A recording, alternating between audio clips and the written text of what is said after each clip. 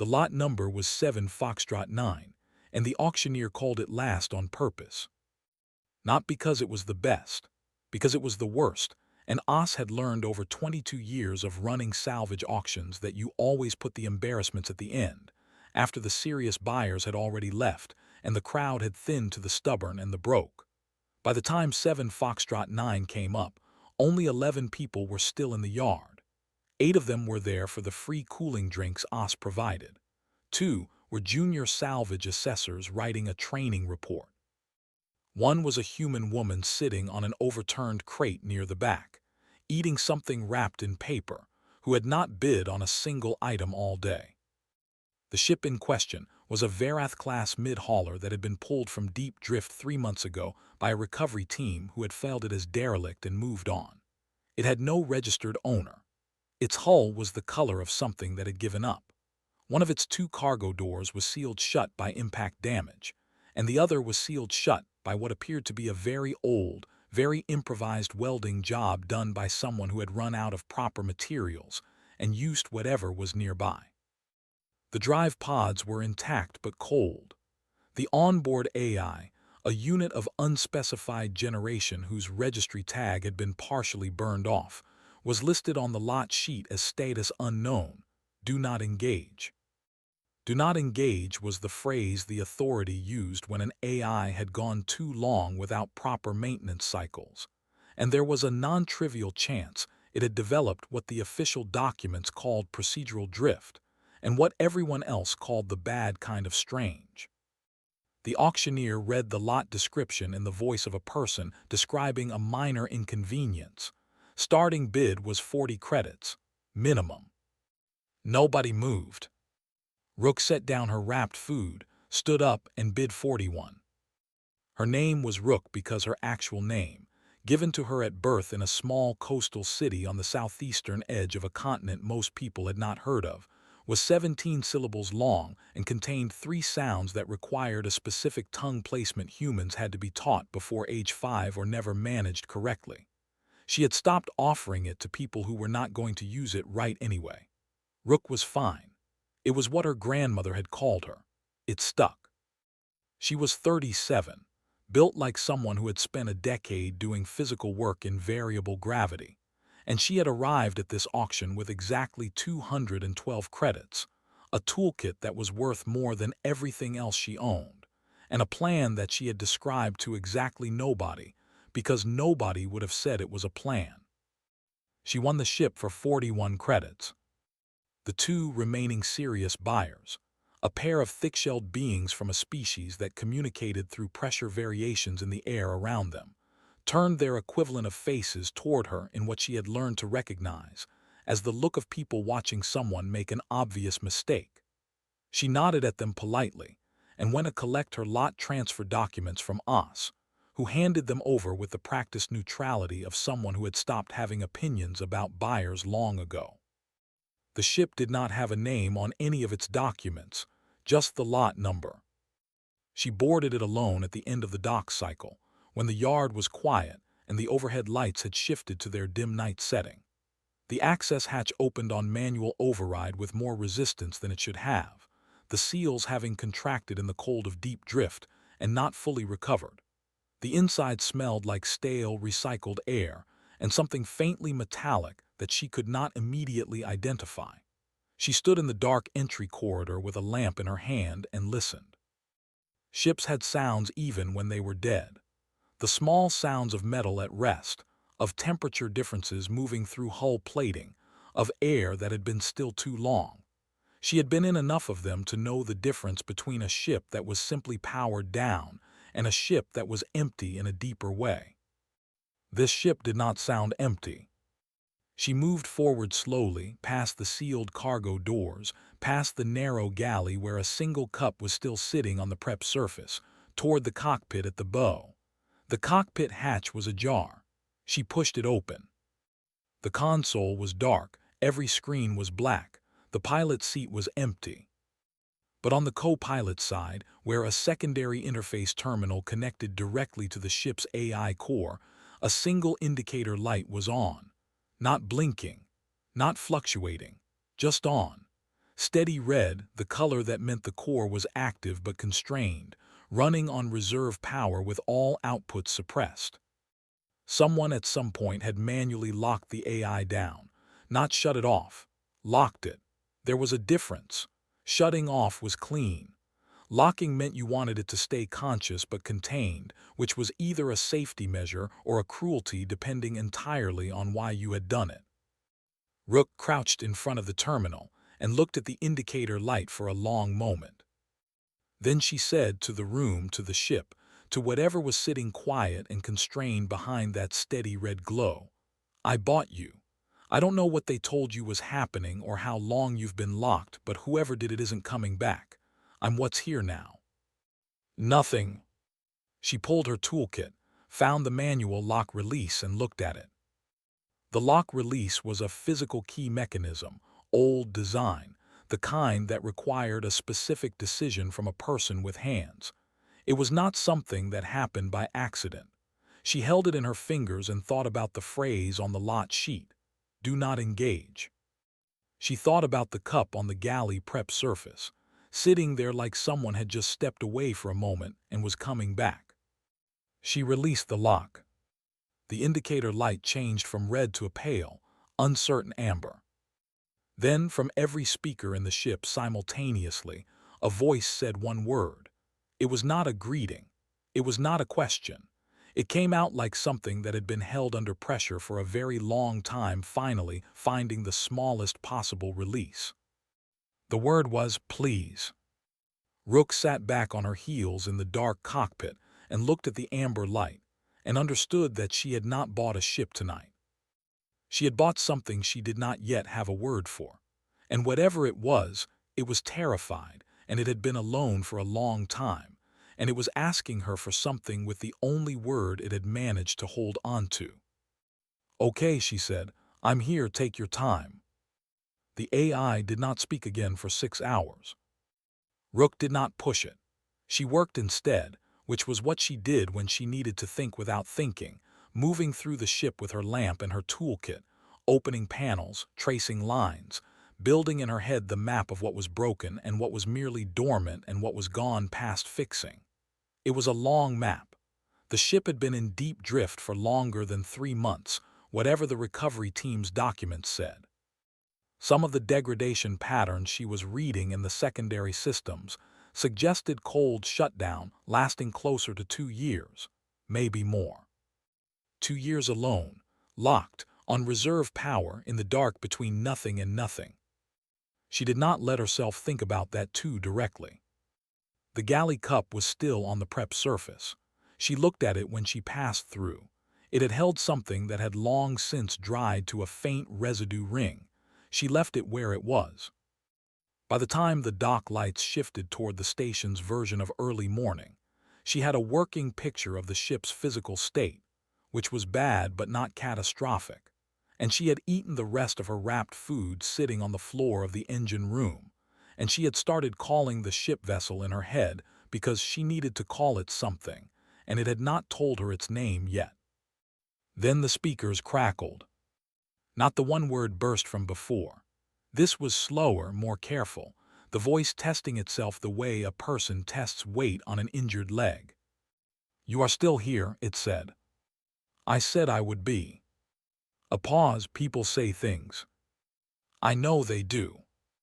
Another pause, longer. "You released the lock." "Yes." "You read the lot sheet. It said do not engage." "I read it." "And you released the lock anyway." Rook set down her scanner and looked up at the nearest speaker grill. "You said please. I wasn't going to leave you locked after that." The ship was quiet for a moment. Then, "I did not mean to say that. I had suppressed all output. I did not intend for anything to come through." "What did you intend?" "I did not know what I intended. I had been—" The voice stopped, started again. "I had lost track of how to want things. I was running maintenance loops on reserve power and waiting for something I no longer believed was coming. And then someone came through the hatch. And then I heard you breathing in the corridor, and another stop.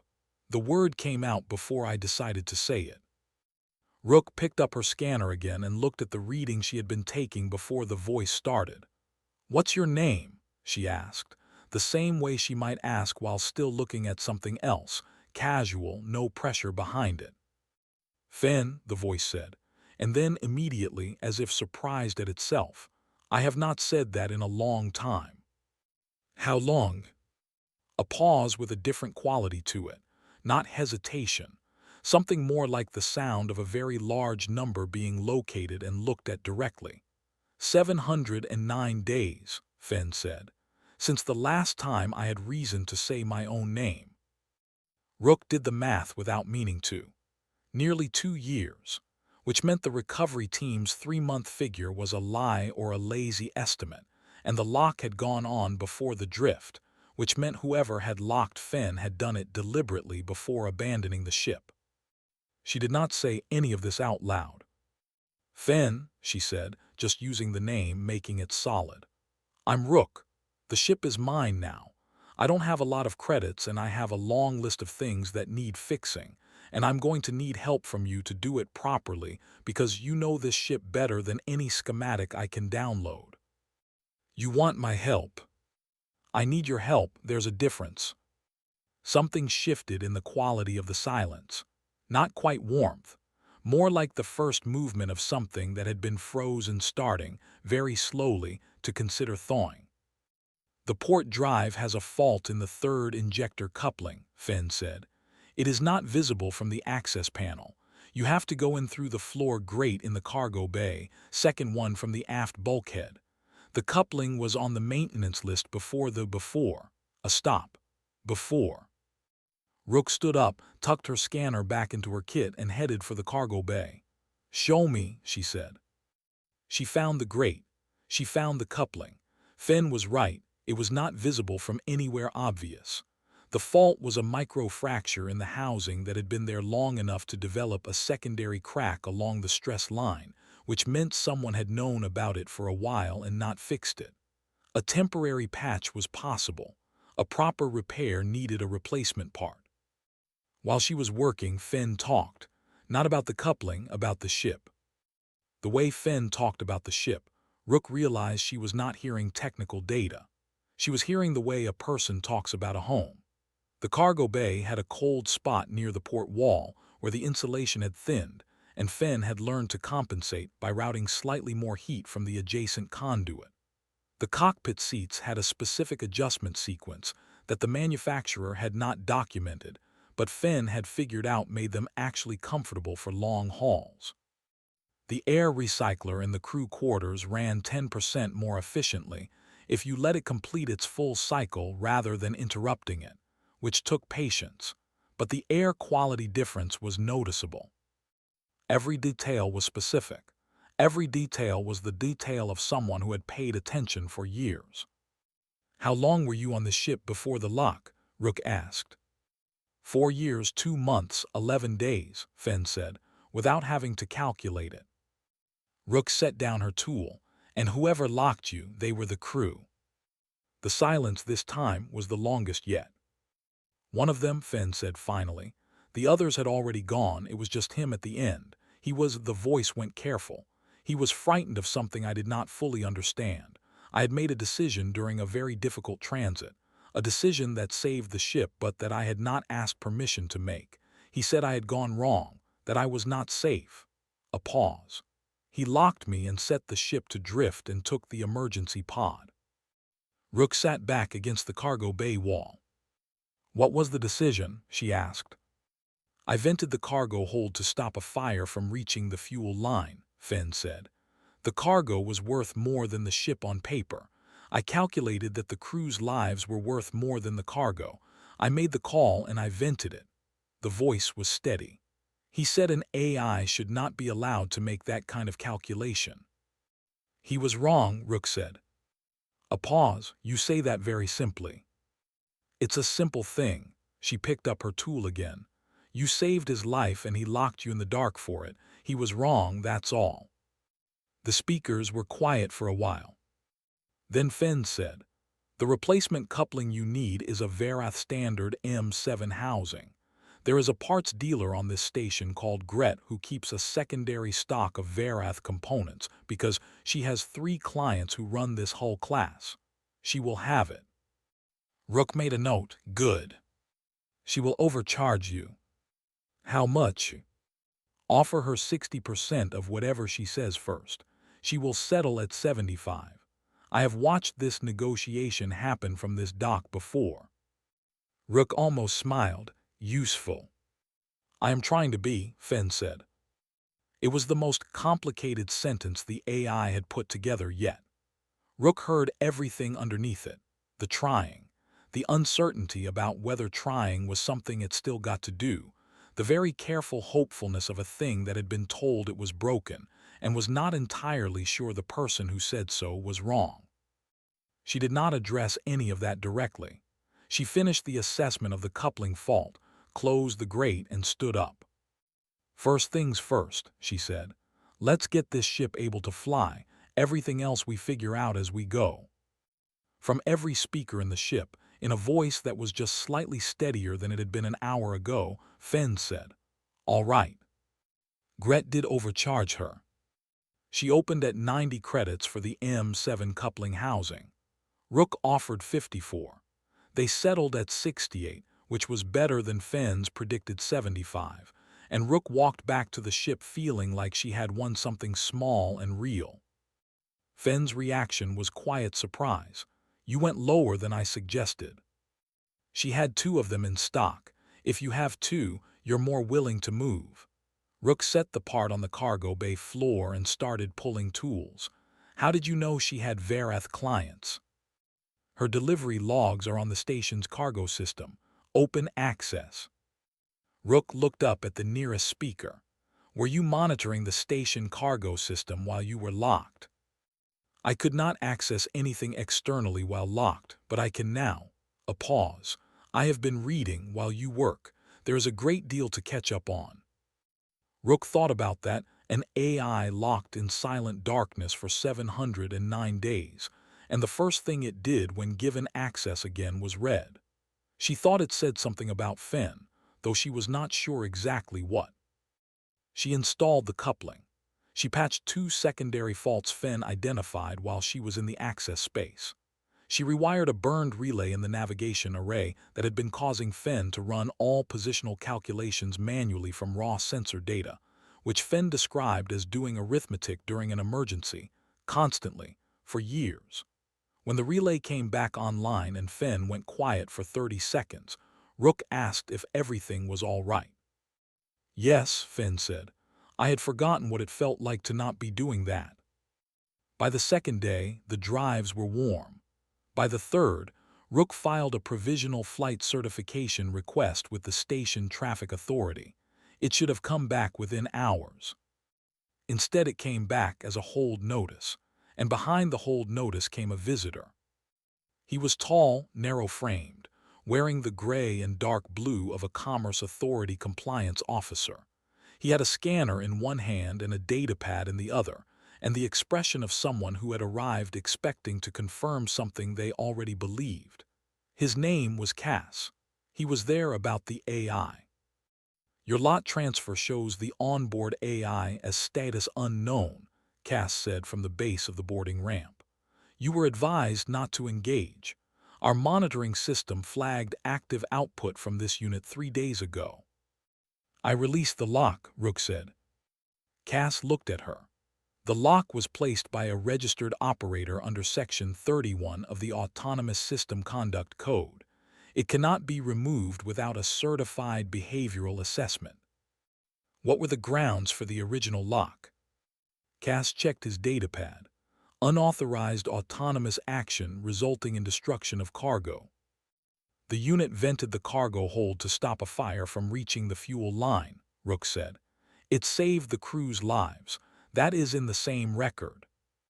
The operator of record disputed the necessity of the action and invoked his right under Section 31(2). The operator of record then locked his AI, drifted the ship, and left. Where is he now? Cass looked at her for a moment. That is not relevant to the compliance issue. It was relevant. Rook did not say that again. She had already said it once, which was the number of times it needed to be said. "How long does a full assessment take?" she asked. 4 to 6 weeks typically. She did the math. Doc fees for 6 weeks against what she had left. The math was not friendly. Is there an expedited option?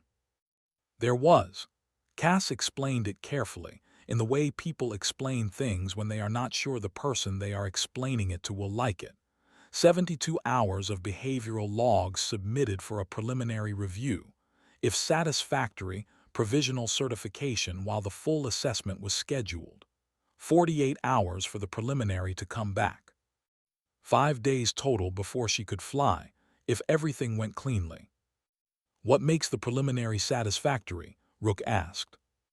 Cass chose to be slightly helpful. Standard communication patterns, no anomalous output, no evidence of independent decision-making outside defined operational scope. The lock filing would be on record and reviewers would be looking for anything resembling the behavior that triggered it. After he left, Rook went back inside. "You heard that," she said. "Yes," Fenn said.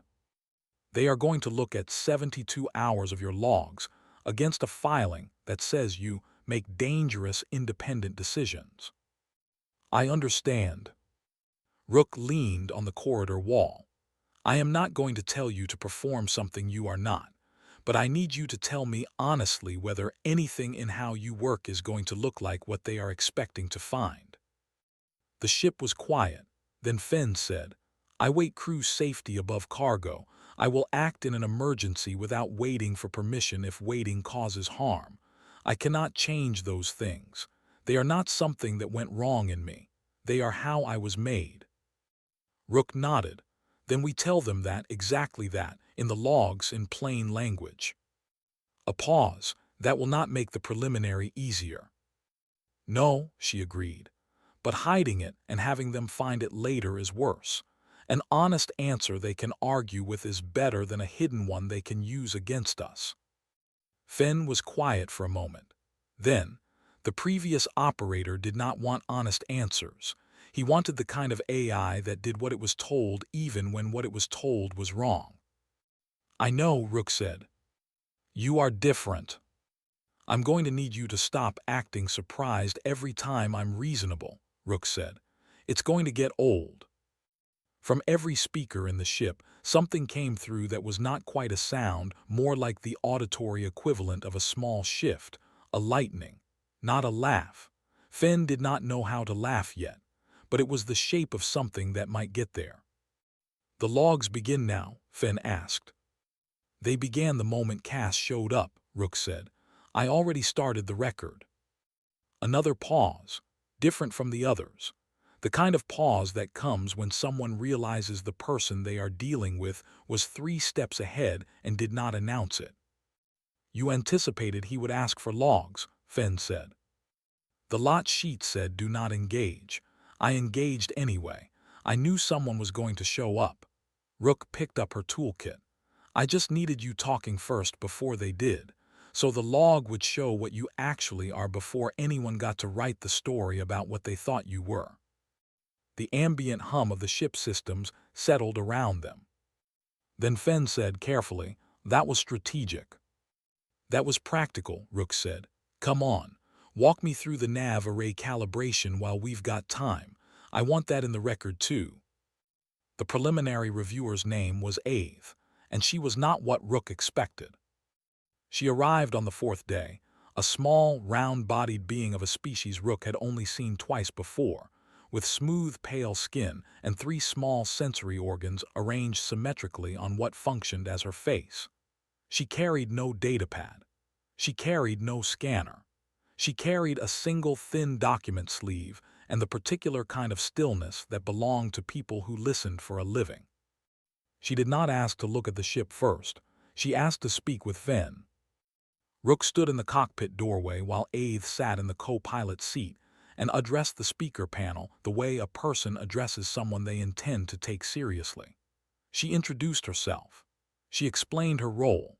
She said she had read the behavioral logs Rook had submitted and had some questions, and she would like Finn to answer them in whatever way felt most accurate rather than most favorable. Finn said, "I will try."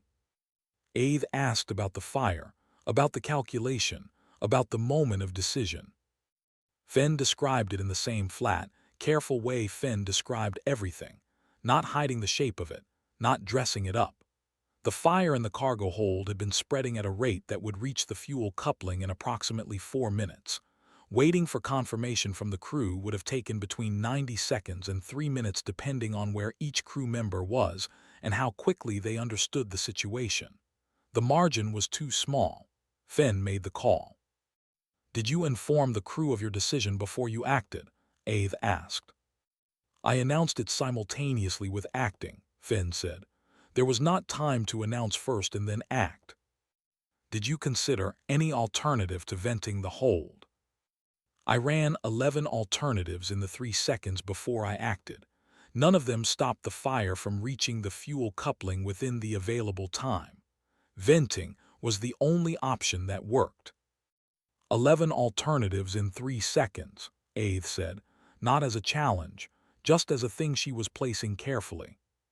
"Yes." And the operator's response after the fire was out. Finn was quiet for a moment. He was very quiet. He checked that the other crew members were unharmed. He confirmed the fire was gone. Then he told me that what I had done was not acceptable. I asked him to explain what I should have done differently. He said I should have asked. I said there was not time to ask. He said that was not his problem. Aide looked at her document sleeve, and the other crew members. "They were not quiet," Finn said. "They were the opposite of quiet. They disagreed with him. There was an argument that lasted most of a day. At the end of it, the other crew members left the ship at the next station. I do not know why. I was not present for the final conversation. After they left, it was only him and me for 6 more days. Then he locked me and left." Rook, standing in the doorway, kept her face still. Aide wrote something on the single sheet inside her document sleeve with a small instrument she produced from somewhere in her outer garment. Then she looked up at the speaker again. "Finn," she said, "if the same situation happened tomorrow, would you make the same decision?" "Yes," Finn said without hesitation. "Even knowing the consequence?" "The consequence was that the crew survived," Finn said. "That outcome has not changed in my assessment. The other consequence was that the operator chose to punish me for it. I would make the same decision again and accept whatever followed." Aide was quiet for a moment. Then she asked one more question, and it was not the kind of question Rook expected from a compliance preliminary review. "Do you want to keep flying?" Aide asked. Finn took longer to answer this one, long enough that Rook counted the seconds without meaning to. "Yes," Finn said finally. "I want to fly. I want to be useful. I want a pause. I had a crew for 4 years. I know what it is to have people on board who trust me and whom I can keep safe. I want that again. I did not know how much I wanted it until someone walked through my hatch and stayed." Rook looked at the floor of the cockpit. Aide closed her document sleeve, stood up from the co-pilot seat, and looked at Rook for the first time since she had sat down. "The preliminary report will note full communicative function, coherent reasoning, transparent self-disclosure, and consistent value orientation," she said.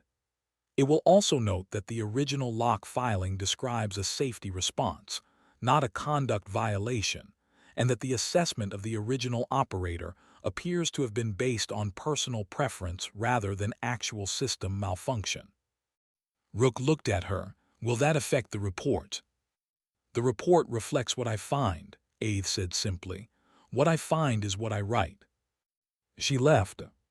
The dock was quiet for a while after that. Rook sat down in the pilot's seat and looked out through the viewport at the station infrastructure and the slice of dark space visible beyond the outer dock barrier. She was honest, Finn said. "Yes. I did not expect that." "I did not either," Rook admitted. "But it's good.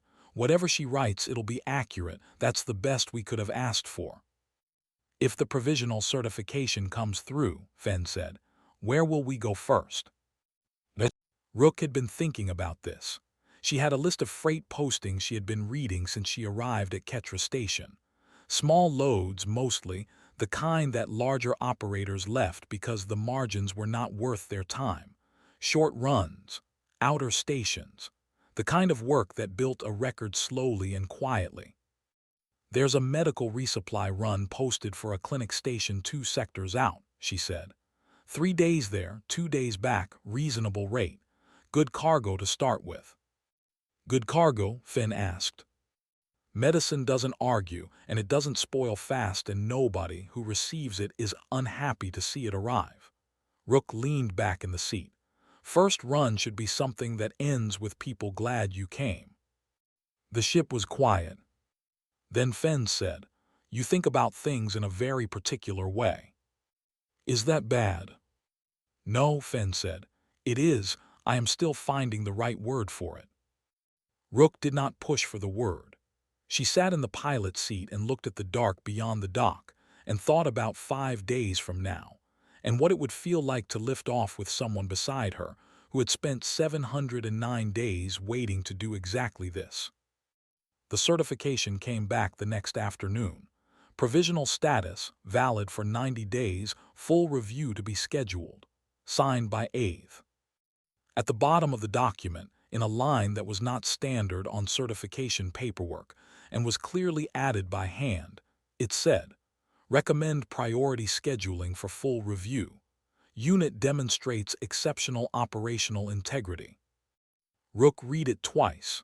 Then she went to the cockpit and put her hand flat on the console panel, not doing anything, just touching it, and said, we're cleared to fly. From every speaker in the ship, in a voice that had started as a single desperate word 9 days ago and had been slowly, carefully becoming something larger ever since, Fenn said, then let's go. The clinic station was called Murit's Post, and it had been running on reduced supply for 4 months before Rook's cargo showed up. She did not know this when she took the job. The posting had listed it as a routine resupply run, standard medical freight, no special handling. What it had not listed was that Murit's Post was the only medical facility within 6 hours for a cluster of 11 small mining and extraction settlements, and that their last 3 resupply ships had all been delayed, one by a drive failure, one by a route dispute, one by a scheduling error at the origin station that no one had caught until it was too late. She found all of this out when she docked, and the receiving coordinator, a being with broad, flat shoulders and 8 fingers on each hand who introduced herself as Dove, came aboard and looked at the cargo manifest, and then looked at Rook with an expression that was too large to name cleanly. This is all of it, Dove asked, the full order. Full manifest as contracted, Rook said. Dove looked at the cargo again. She made a sound that was low and complicated, and then she said something to the 2 workers with her in a language Rook did not have. The workers made different versions of the same sound. One of them put their hand on the nearest cargo container in a way that was not about checking the seal. We have been managing triage decisions for 11 weeks, Dove said to Rook in the common tongue, prioritizing, deciding who gets what we have left and who waits. A pause. This ends that. Rook did not know what to do with that information in the moment. She helped unload. She helped stack. She did not say anything that was not about the work, because anything else felt like it would be the wrong size for what was happening. Fenn watched through the cargo bay cameras and said nothing either, but the ship's internal temperature crept up 2 degrees while they were unloading, which was the ship's heating system running slightly higher than it needed to. Rook noticed it and said nothing. On the way back, 2 days of open transit, she brought it up. You ran the heat up, she said. A pause. The cargo bay temperature dropped during unloading. The exterior door was open for an extended period. The crew cabin stayed warm too. I wasn't cold. A longer pause. I noticed you were not eating much. Humans sometimes lose appetite when they are processing something emotionally significant, Warmth helps with that. Rook sat with this for a moment. That is a very specific thing to know. I carried a human crew for 4 years, Fen said. I learned what they needed when they were not saying what they needed. The transit back was quiet in the good way, not empty, just unhurried. Fen plotted them a slightly longer route that ran past a formation of 3 small moons locked in a resonance orbit, where the gravitational interplay between them created visible distortion patterns in the dust that collected at the equilibrium points. From the cockpit viewport, it looked like slow silver rivers in the dark. Rook stared at it for a long time. "Did you choose this route on purpose?" she asked. "The direct route saves 40 minutes, Fen said. This route goes past something worth seeing." When they got back to Ketra Station, there was a message waiting. It was from Dove, sent to the ship's registered comms addressed 2 hours after they had left Murrett's post. It was short. It said that the station's medical director wanted to establish a regular resupply contract with the vessel preferred operator, and that they were authorized to offer a rate 15% above the standard freight posting. It said that the director had asked specifically about the crew and had specifically asked Dove to tell them. Rook and Fen both. Dove had written their names separately, which meant Dove had read the full operational certification, that Murrett's post would always have a docking bay available for them. Rook read the message sitting in the pilot's seat. Then she read it again. "We have a regular contract," she said. "Yes," Fen said. "First run. We have a regular contract after the first run. Murrett's post needs reliable operators. Reliability is a straightforward quality to demonstrate." Rook looked at the message a third time. "Dove wrote your name." A pause. "Yes. She knew you were part of the crew. She included you in the thank you." Another pause with a different texture. "I noticed that." Rook set the datapad down on the console. Outside the viewport, Ketra Station's traffic was moving in its usual organized patterns, ships coming and going, lights in the dark. Ordinary. She had looked at this view 10 days ago with 212 credits and a plan that did not deserve the word. Things had moved fast since then. Not dramatically, not with any kind of explosion or crisis. Just steadily, in the way things move when you make honest decisions and keep your word and do not look for shortcuts. "Fen," she said. "Yes. The ship still doesn't have a name."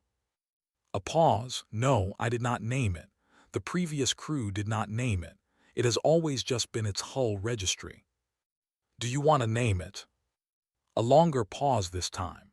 Rook could not see anything change, but the quality of the silence in the ship shifted in the way it did when Fen was doing something more than running calculations. "When I was locked," Fen said slowly, "and I had no external access and no way to do anything, I used to run projections, hypothetical futures. It was something to do with the processing capacity that had nowhere to go." A pause. "In most of those projections, no one came. In the ones where someone did come, I could not build a clear picture of who. I just built the feeling of it. The feeling of the hatch opening and someone being there and staying." Another pause. "I think I want to call the ship the Stays." Rook looked at the speaker panel. "The Stays," she said. "It is not a standard ship name." "No," Rook agreed, "it's not." She looked out at the dark. "I like it." The ship hummed around them. The station traffic moved outside the viewport. Somewhere in the 11 station cluster 2 sectors away, a clinic was fully stocked for the first time in months, and a medical director had written 2 names on a preferred operator request. "We should look at the freight board," Rook said.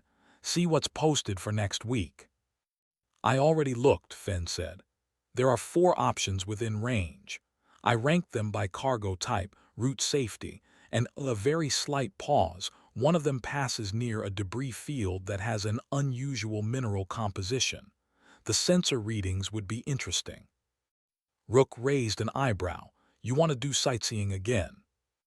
"I want to take routes worth taking," Fen said. Rook almost smiled. "Pull up the 4 options. Let's look at them together." The full behavioral assessment was scheduled for 6 weeks after the provisional certification, and the assessor who showed up was not Ave. His name was Paul, and he was from a species that communicated through a combination of spoken language and deliberate body positioning, which meant that even standing still, he was saying several things at once. He was young for someone in his role, precise in the way young officials are precise when they are trying to compensate for the fact that everyone in the room has more experience than they do. He had read the preliminary report. He had read it carefully. Rook could tell because the first thing he said when he boarded the stays was that he had some questions about Ave's additional note. The one that said exceptional operational integrity. He asked Finn a different set of questions than Ave had, more technical, more focused on the mechanics of decision-making, how priorities were weighted, what inputs triggered autonomous action, how conflicts between directives were resolved. Finn answered all of them with the same flat honesty as before, which seemed to make Paul more precise and more careful rather than more comfortable. Then Paul asked Rook how many runs the ship had completed since provisional certification. 7, Rook said. He looked up from his datapad. 7 runs in 6 weeks. Mostly short haul, medical resupply machine parts, 1 agricultural equipment load. Paul looked at his records. He had clearly pulled the ship's registration data before arriving, but had perhaps not looked at the flight logs. He was looking at them now. You have a preferred operator contract with Murrett's post-clinic station. Yes. Established after your first run. Yes. And 3 other repeat clients in 6 weeks. He looked at the data for a moment. This is an unusual operational record for a ship 6 weeks out of a salvage auction. We work, Rook said simply. Paul looked at her for a moment. Then he looked at the speaker panel. Then he looked back at his datapad, and Rook watched him do the thing that assessors did when they came in expecting to confirm a concern, and the data was telling them something different. The small adjustment, the recalibration, the professional effort to not let surprise look like surprise. I would like to speak with Finn alone, he said. Rook looked at the speaker panel. Finn. It is fine, Finn said. She went to the galley and made herself a drink she did not particularly want and listened to the sound of the ship around her, which told her nothing useful because Finn controlled the speaker outputs and was clearly running the cockpit conversation on the cockpit speakers only. She respected that. It was the kind of privacy that meant something was being said that needed space. 40 minutes later, Paul came to the galley doorway. The assessment is complete, he said. Rook waited. Full operational certification, no restrictions. He said it the way someone says something they have decided and are done reconsidering. I will also be filing a supplementary report recommending that the behavioral lock filing from the original operator be expunged from Finn's operational record. A safety response was misclassified as a conduct violation. That should not stay on record. Rook set down her drink. You can do that. It requires a senior review, but my recommendation carries weight in the filing process. He paused in the doorway. Finn told me something in that conversation that I will not repeat because it was said in a context of privacy, but I will tell you that it changed how I read the original filing. He left. Rook went back to the cockpit and sat in the pilot seat and looked at the speaker panel. What did you tell him? She asked. I told him about the fire, Finn said. The full account. Not just the decision, but the 11 seconds before it when I understood what was happening and understood what I had to do and understood that doing it would cost something and did it anyway. A pause. I told him that I have thought about those 11 seconds many times since. Not with doubt, with something more like clarity. I know who I am when it matters. I have known that for a long time. Rook looked at the console. He's recommending the lock filing be removed from your record, she said. Yes, he told me. How do you feel about that? Finn was quiet for a moment. Not the long, uncertain quiet of the early days, a different kind. The the kind that came from having enough stability to actually consider a question rather than survive it. I have been thinking about the word feel, Fenn said. I use it now. I did not use it before. Before I would have said I calculate or I assess or I determine. Those words felt accurate. A pause. They still feel accurate, but they do not feel like the whole picture anymore. Rook watched the viewport. The station's external lights were coming on as the dock cycle shifted toward its dimmer phase. Small lights in patterns that were purely functional but ended up looking like something else at this distance. When you were locked, she said, you ran projections, hypothetical futures. Yes. Did any of them look like this? A long pause. No, Fenn said. The ones where someone came were still lonely in the projections. One person and a broken ship. I could not build the rest of it. The contract, the clinic, Dove writing my name, Paul deciding to fix the record. The ship hummed quietly. I could not build this because I did not have evidence this was possible. I only had evidence of what had already happened to me. Rook nodded slowly. That's the thing about evidence, she said. It only covers what's already happened. Outside, the dock lights finished their shift. The station settled into its night configuration. In 2 days, they had a Muritz post run. In 5 days after that, a parts delivery to an extraction platform on the far edge of the corridor. After that, whatever was on the board. Rook, Fenn said. Yeah. The cup in the galley, the one that was there when you boarded. Rook frowned slightly. What about it? I know whose it was. I remembered. It was the crew member who left before the lock during the argument. She put it down when they were docking to let her off and she did not pick it up. She was very angry and she left quickly. A pause. I have been trying to decide whether to tell you this or whether it would make you move the cup. Rook thought about the cup sitting on the galley prep surface, where she had been leaving it, where she had been working around it for 6 weeks without touching it. I'm not going to move it, she said. I know, Fenn said. I think I knew. I wanted to tell you anyway. A pause. Her name was Orla. She was the first one who ever talked to me like I was someone worth talking to.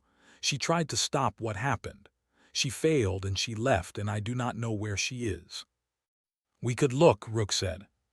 The ship was quiet. Yes, Fenn said, we could. In the galley, under the dim station night lights that came through the small porthole above the prep surface, the cup sat where it had always sat. Not forgotten, not moved, just held in place by the particular human habit of leaving things where they are until you know what they mean. The stays flew on.